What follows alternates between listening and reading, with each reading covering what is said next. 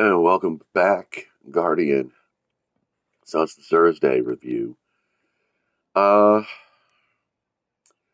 Not too much down here of any significant note, except for maybe the righteous grips, the 67 stat line, spikes in resilience and intellect, pretty decent. Uh, yeah, it's a good way to plug a hole here and there if you, but I wouldn't say this is all worth it. Again, gold tusk over that any day. Uh, Canis Major. Killing Wind is actually pretty cool. At least you get an alternate here. But I don't know. There's better craftables. Honestly, most of this stuff down here is pretty limited trash. I wouldn't say it's hot garbage. Uh, Everything from Shadow Season of the Deep is pretty much garbage. Uh, yeah, I don't know. Definitely pick up your exotics to fill in your collection for sure, for sure. Same goes up here. Some of the stats are pretty decent. You got a 68 on the Nezarec Sin. Spiky mobility, nice. And a spiky strength. Okay, that's kind of cool. If I was playing a warlocks and this was my main ability, void kills, I'd say that this is a pretty decent thing. Now, void kills, of course, obviously does work with weaponry. So, you grab this with the graviton lance, and you're spinning some chaos. That's for damn sure.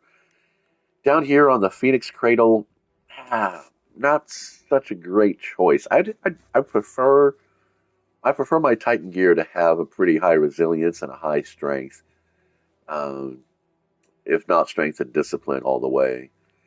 But I don't play Titans anymore either. And the Graviton forfeit is complete garbage. I don't know. If it's not Assassin's Cal, I pretty much don't even notice. You get the Sleeper Simulate Catalyst and the Borealis Catalyst. Definitely recommend picking both up if you haven't already. None of this means anything because I don't have any strange coins. I don't play the playlists anymore. So yeah, that's kind of it. Short list there. Um, Standouts, obviously, Graviton and the Quick Draw for the Hawk Moon, I would say for sure up here. Again, those Righteous Grips for 2010 on the Hunter, I'm pretty sure they're going to be the same for the Warlock and the Titan as well. The Extraordinary Edition, I mean, it's as a submachine goes, is really actually pretty quick. It's pretty nice. I wouldn't know about Surplus, though. Tap to Trigger is decent, but Surplus kind of feels like it's a bit of a waste on this kind of a gun. To see if there's anything in here that's actually really worth pulling out. I would say no. Yeah, so that's it, kids. A real short one. Let's go see what Banshee's got. I don't think I did a review of his shop this week.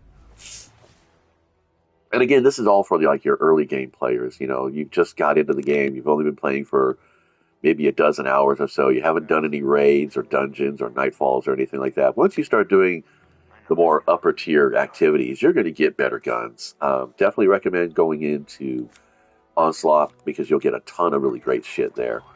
Last Foray is not bad.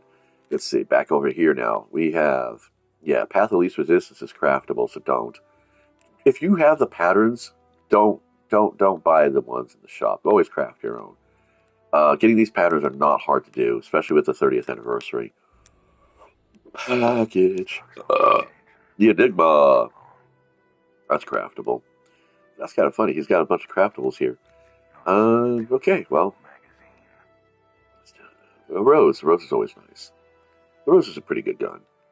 Let's see. We got Explosive Payload and Slide Shot.